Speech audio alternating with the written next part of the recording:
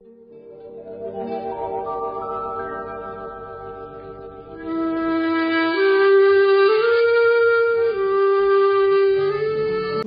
बालमित्रांनो, आज आपण संतवाणी मधील अंकिला मी दास तुझा हा संत नामदेवांचा अभंग अभ्यासणार आहोत. संत शिरोमणी नामदेव महाराज, जन्म 26 ऑक्टोबर 1270 आणि मृत्यू 3 जुलै 1350. हे महाराष्ट्रातील वारकरी संत कवी होते. त्यांचे आडनाव रेळेकर असे होते. ते मराठी भाषांमधील सर्वाधिक जुन्या काळातील कवींपैकी एक होते. त्यांनी व्रज भाषांमध्येही काव्य रचली.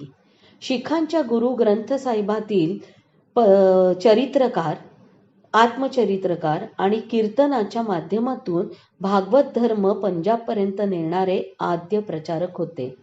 त्यामुळे पंजाबी मंडळी तसे संबंधित मंडळी आज त्यांचा जन्मस्थानाचा नरसी नामदेव या गावचा विकास करण्यासाठी धडपडत आहे. दामाशेट्टी हे संत नामदेवांचे वडील व गोणाई त्यांची माता होती. दामाशेट्टीचा व्यवसाय कपडे शिवणे हा होता, म्हणजे ते शिंपी होते. यांच्या अगोदरच्या 7व्या पिढीतील पुरुष यदुशेठ हे सात्विक प्रवृत्तीचे भगवत भक्त होते.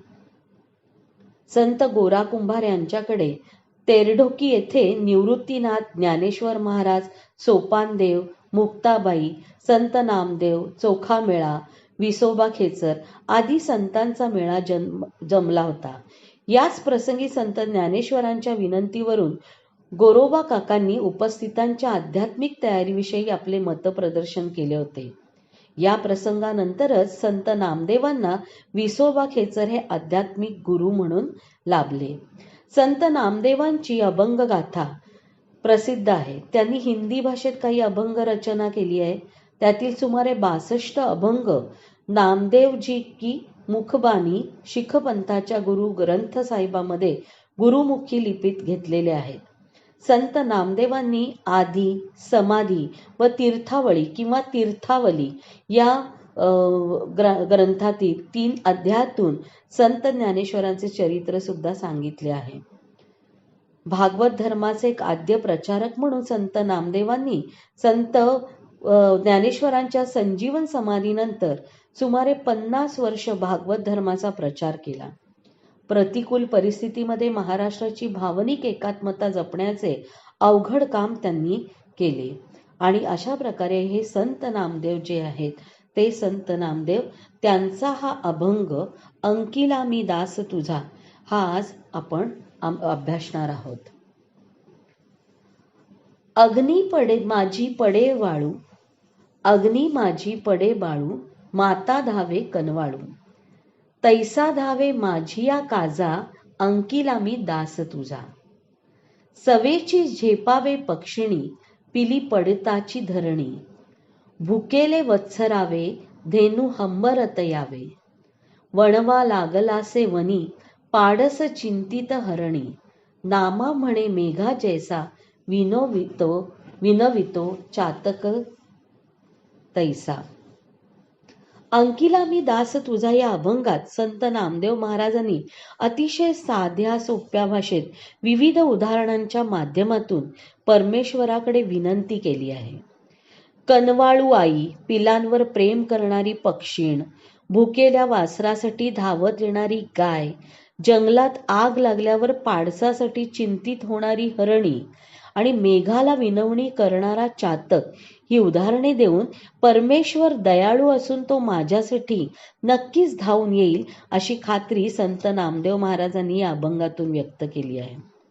रूपक अलंकाराचा सुयोग्य वापर या अभंगात केला आहे आणि त्यामुळे हा अभंग अधिक श्रवणीय झाला आहे. अग्नी माझी पडे बाळू, माता धावे कनवाळू.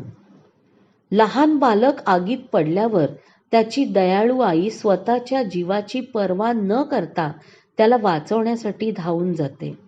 अग्नी माझी म्हणजे आगीमध्ये, कनवाळू म्हणजे दयाळू. तैसा धावे माझिया काजा, अंकिला मी दास तुझा. त्याप्रमाणे परमेश्वर माझ्या कामासाठी धावून येतो. मी देवाचा सेवक असून मी देवाचा अंकित झालो आहे. तैसा म्हणजे तसा, त्याप्रमाणे. माझिया म्हणजे माझ्या, काजा म्हणजे काम, आणि अंकिला म्हणजे अंकित झालेला. पुढे बघा काय म्हणतायत. सवेची झेपावे पक्षिणी, पिली पडताची धरणी. पिलू धरणीवर पडताच पक्षी ताबडतोब झेप घेऊन त्याच्या मदतीसाठी धावून जाते. बघा, तुम्हाला आठवते का ती कविता? खोप्यामध्ये खोपा, सुगरणीचा चांगला, देखा पिलामध्ये जीव, झाडाले तांगला. या ठिकाणी ही जी सुगरण पक्षी आहे, त्या सुगरण पक्षाचा हा जो खोपा असतो म्हणजे घरटं असतं, हे झाडाला टांगलेलं असतं. आणि त्याच्यामुळे जणू काही या पक्षिणीचा त्या झाडाला टांगलेल्या त्या खोप्यामध्ये जीव आहे, कारण तिची पिल्लं त्या घरट्यामध्ये आहेत. तशाच प्रकारे सवेची झेपावे पक्षिणी, पिली पडताची धरणी. पिलू धरणीवर पडताच पक्षी ताबडतोब झेप घेऊन त्याच्या मदतीसाठी धावून जाते. सवे म्हणजे लगेच, ताबडतोब. पिली म्हणजे पक्षिणीचे पिलू, आणि धरणी म्हणजे पृथ्वी. भुकेले वत्सरावे, धेनू हुंबरत धावे. भुकेल्या वासराचा हंबरण्याचा आवाज कानी येताच गाय आपल्या वासराला दूध पाजण्यासाठी धाव घेते. अगदी आपण लहान बाळाचं उदाहरण जरी घेतलं तर आपल्या त्या लहान बाळाच्या आईला बरोबर माहिती असतं की आपल्या बाळाला काय हवंय, ते का रडतं आहे. मग ते त्या ठिकाणी त्या बाळाला आईची कशी गरज असते ते बाळ आपल्या या रडण्यातून, वेगवेगळ्या आवाजातून जणू काही सांगत असते, आणि त्याचा तो हेतू किंवा त्याची जी हाक आहे ती आईपर्यंत नक्कीच पोचते. आणि म्हणून ती बाळाची आई असू दे, नाहीतर या वासराची, गाय असू दे, भुकेल्या वासराची या ठिकाणी आई असू दे. वणवा लागलसे वनी, पाडसे चिंतित हरणी. जंगलात वणवा लागल्यावर आपल्या पाडसाला इजा तर होणार नाही ना, म्हणून हरिणी काळजी करते. बघा, आई ती आईच शेवटी. वत्सरावे म्हणजे वासराच्या आवाजाने. वत्सर म्हणजे वासरू, धेनू म्हणजे गाय, आणि हुंबरत म्हणजे हंबरणे, गाईचा आवाज. वणवा म्हणजे आग, वनी म्हणजे जंगलात, आणि पाडस म्हणजे हरणीचं पिल्लू.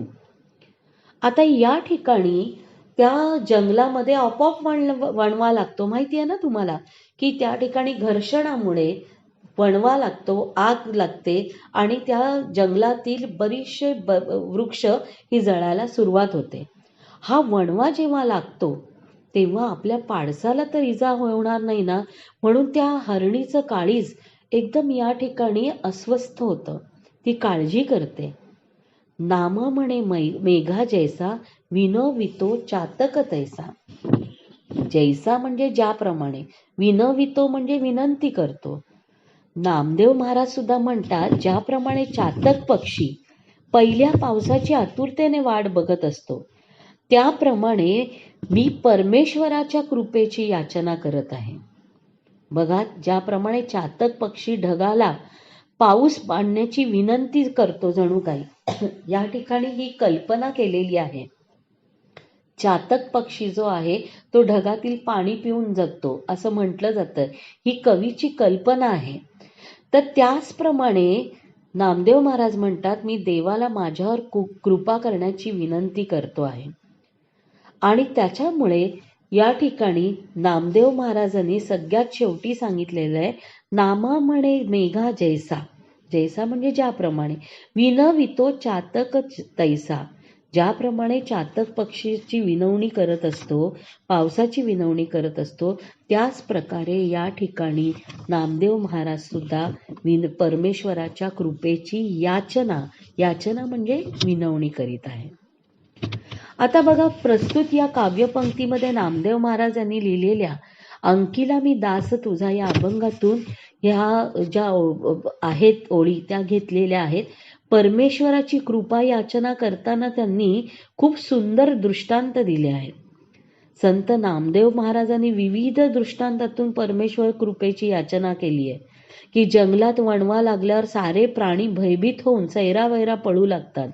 या आगीत आपले पाडच सापडून त्याला इजा तर होणार नाही ना, या गोष्टीमुळे हरिणी पण चिंतित झालेली दिसते. तशाच प्रकारे या ठिकाणी स्वतःला परमेश्वराचा दास ते समजतात आणि अतिशय नम्रपणे ते देवाला आपल्या मदतीला येण्याची विनंती करतात. या यमक अलंकाराचा सुयोग्य वापर या ओळींमध्ये केल्यामुळे अभंगातील या काव्यपंक्ती मनाचा ठाव घेतात. या काव्यपंक्तीतील भाषा सुबोध, सरळ आणि साधी आहे. अग्नीत आपले बाळ पडल्यावर दयाळू माता जीवाची पर्वा न करता त्याला वाचवण्यासाठी धाव घेते. तसेच हे परमेश्वरा, तू माझे काम करण्यासाठी धावून ये. मी तुझा अंकित झालो असून सदैव तुझा दास म्हणून राहायला नेहमीच तत्पर आहे. या संपूर्ण काव्यपंक्तीतून संत नामदेवांना परमेश्वराच्या कृपेची लागलेली आस तीव्रपणे आपल्याला जाणवते.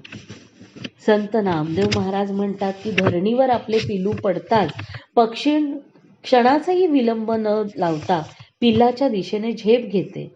भुकेलेल्या वासराचा आवाज ऐकताच गाय हमरत त्या वासराकडे धाव घेते. त्याप्रमाणे परमेश्वरा, तू माझ्या मदतीसाठी धावून ये, अशी विनंती नामदेव महाराज परमेश्वराला करतात. संत नामदेव महाराज अतिशय साध्या सरळ भाषेत देवाची विनवणी करतात. या रचनेत त्यांनी यमक अलंकाराचा इतका सुयोग्य वापर केला आहे की ज्यामुळे काव्यपंक्तींना नादमाधुर्य प्राप्त झालं आहे. अतिशय सुंदर अशा उदाहरणांच्या साहाय्याने त्यांनी आपल्या मनातील भावना व्यक्त केलेल्या आहेत. मुलांनो, कळली आहे कविता तुम्हाला? या कवितेचे काही प्रश्न तुम्हाला येतील, ज्याच्यामध्ये कवितेचे कवी कोण आहेत तर संत नामदेव, कवितेचा रचना प्रकार कोणता आहे तर अभंग, कवितेचा काव्य संग्रह कोणता आहे तर सकल संत गाथा खंड पहिला, ज्याला श्री नामदेव महाराजांची अभंग गाथा म्हणतो, आणि कवितेचा विषय कोणता आहे तर परमेश्वर कृपेची याचना. मग कवितेतून व्यक्त होणारा भाव काय आहे? परमेश्वराचे आई असणे आणि परमेश्वराची भक्ती, त्याच्यावरील श्रद्धा, त्याने मदतीला येण्यासाठी केलेली याचना, यातून आपल्याला या ठिकाणी शांत रस व्यक्त झालेला दिसतोय. या कवितेच्या कवीची लेखन वैशिष्ट्य काय सांगता येतील तर विविध दृष्टांतातून आपल्या भावभावना संत कवी नामदेवांनी आपल्या अभंगातून व्यक्त केल्या आहेत. त्यांची अभंग रचना अतिशय उत्कट असून त्यांच्या अभंगाची भाषा सुबोध, सरळ व साधी असते. मराठी बरोबरच त्यांनी हिंदीतही रचना केल्या आहेत.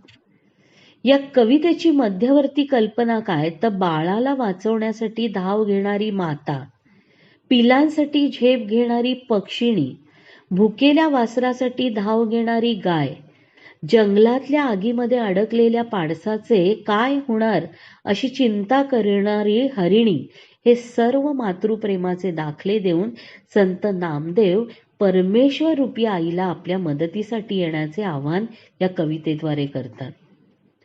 या कवितेतून होणारा विचार काय आहे तर जन्मदात्रीचे आपल्या मुलावर उत्कट प्रेम असते. माणूस, पक्षी, प्राणी, कोणतीही माता आपल्या बाळावर प्रेम करते, त्याची काळजी घेते. परमेश्वरही आपली आईच असून त्याने आपल्या भक्तांची काळजी घ्यावी, त्यांच्या मदतीसाठी धावून यावे, अडीअडचणीतून मार्ग दाखवावा, हा विचार या कवितेतून व्यक्त झालाय. कविता या ठिकाणी आपल्याला आवडण्याची कारण काय तर कविता भक्तिरसाने भरलेली आहे. आपल्या आजूबाजूला आढळणाऱ्या उदाहरणातून संत नामदेव प्रत्येक आईचे आपल्या बाळावरील प्रेम स्पष्ट करतात. आईला परमेश्वराला आई मानून त्याने आपल्याला अडचणीतून सोडवावे अशी याचना करतात. परमेश्वर आई आहे आणि आई नेहमीच आपल्या बाळाच्या मदतीला धावते, हा विचार अत्यंत सोप्या, सरळ व समर्पक पद्धतीने मांडल्यामुळे कविता वाचनीय आणि श्रवणीय झाली आहे. म्हणून ही कविता आपल्याला आवडते.